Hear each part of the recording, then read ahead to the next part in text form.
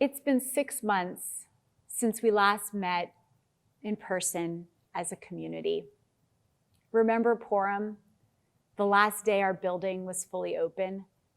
We gathered in our costumes to read the Megillah and boo Haman, filling our sanctuary with laughter and revelry, along with some fear and trepidation about the new coronavirus, not yet knowing just how much the coming pandemic was about to change our lives. The previous Shabbat, Shabbat Zachor, I spoke about Amalek, the ancestor of Haman, who preyed upon the vulnerable as we made our way through the Midbar. I described Amalek as the archetypal villain who represents, based on Rashi's commentary, the cruelty of random chance, like the random lots in the Purim story that decree the destruction of the Jews. I described Amalek as that spiritual state of doubt, meaninglessness, and chaos, that spiritual state that we have come to know all too well these last 6 months. And on that last Shabbat here in our sanctuary, we talked about how to fight Amalek, how we find faith when the world seems haphazardly cruel. And we concluded that Purim was the antidote to Amalek, the triumph of caring over cruelty, community over chaos, and goodness over random chance, all made possible through courage and action, as exemplified by Queen Esther. By the end of the Purim story, with all of its twists and turns, the Megillah says, nafochu, the opposite happened, or literally everything turned upside down. And instead of the Jews being slaughtered, they are saved. Courage overturns cruelty, and Amalek is defeated with nafochu. Everything is turned right side up, and goodness is restored in the world. But 6 months later, we now know that the world was just beginning to really turn upside down, and it just keeps getting more and more topsy-turvy. The pandemic has raged out of control, death, illness, racial injustice, our economy in shambles, our country divided, our democracy in question. Our trusted institutions have proven unreliable and downright dangerous. The impact on schools, businesses, and mental health has been devastating. And then here in California, another wildfire season, our air filled with smoke and ash.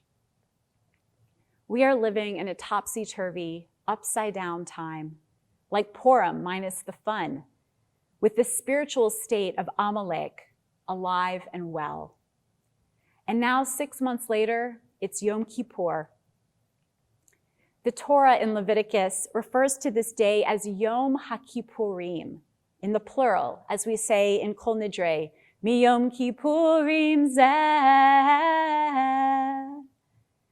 Tikkunei HaZohar, one of the central Kabbalistic midrashim of our tradition, makes the famous linguistic connection between Purim and Yom HaKippurim, rendering Yom Kippurim as Yom Kippurim, a day that is like Purim. My question for us on this Yom HaKippurim, this solemn day that may seem so opposite of Purim, is how can this day be Yom Kippurim, a day that is like Purim, in restoring our faith in the rightness of the world and the promise of the future, with courage and action, defeating cruelty and destruction? How can we get to nafochu, turning right side up all that is upside down? Unfortunately, there's no magic wand that we can wave and abracadabra, nafochu, and restore order and justice and health to our chaotic and broken world. But what I want to offer on this Yom Kippur is guidance from our tradition, that the world's brokenness is an opportunity for new beginnings and change. That is what Teshuvah, the work of the High Holy Days, is all about, the possibility of transformation and repair. Teshuvah means returning, But it doesn't mean returning to the old. One thing we've learned during this pandemic is that not all of the old ways were working so well. The human impact on our planet has been unsustainable.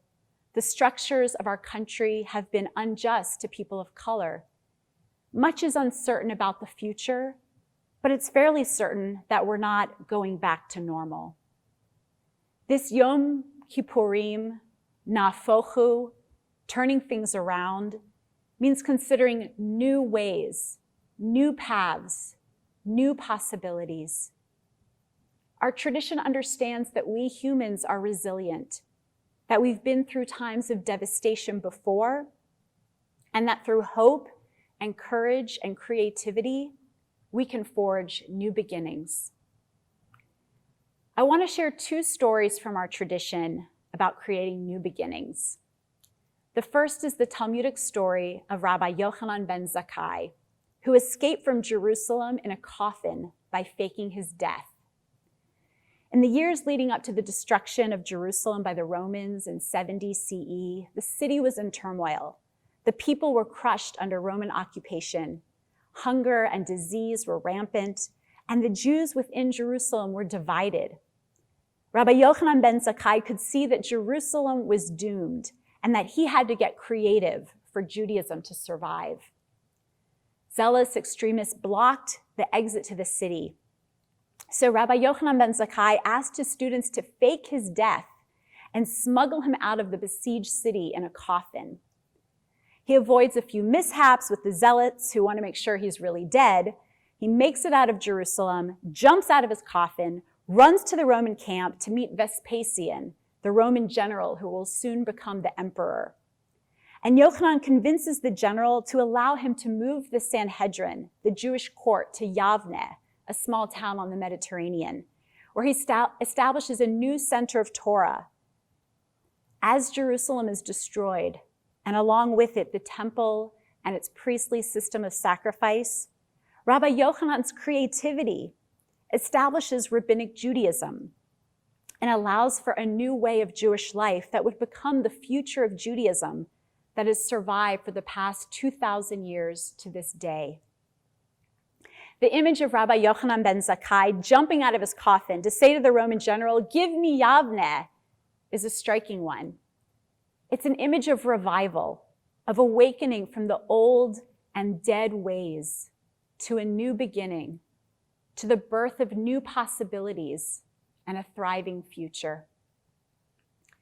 2,000 years later, Valerie Kaur, the American Sikh social justice activist, spoke of the brokenness of our country like this. She said, "What if this darkness is not the darkness of the tomb, but the darkness of the womb? What if our America is not dead, but a country waiting to be born? What if we just need to listen to the midwife whispering in our ears, 'You are brave. Breathe and then push.'" Breathe and then push. We've been through devastation and rebirth before. We've seen the destruction of the world as we know it.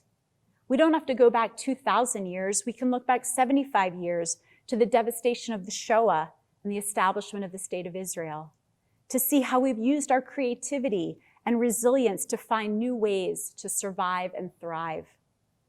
In dark times, we've given birth to something new. What if this darkness is not the darkness of the tomb, but the darkness of the womb? Breathe and then push. The biblical word mashber, meaning crisis or breaking, shattering, or destruction, is also used in the Tanakh to mean childbirth, because breaking leads to birthing, and birthing involves breaking.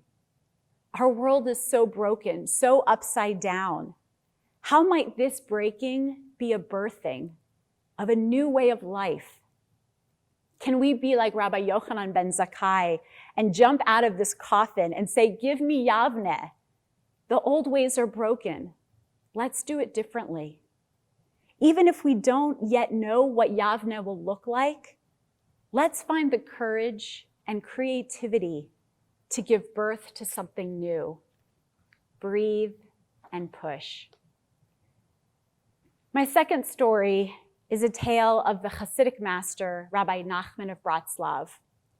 Rabbi Nachman was a great mystic and spiritual teacher who told folk tales about kings and princesses and beggars that were allegories for both Kabbalistic myths and for his own spiritual struggles and suffering. One part of Rabbi Nachman's story, the Master of Prayer, goes like this. Once upon a time, a great storm blew up throughout the world. The storm was so powerful, it overturned the whole world.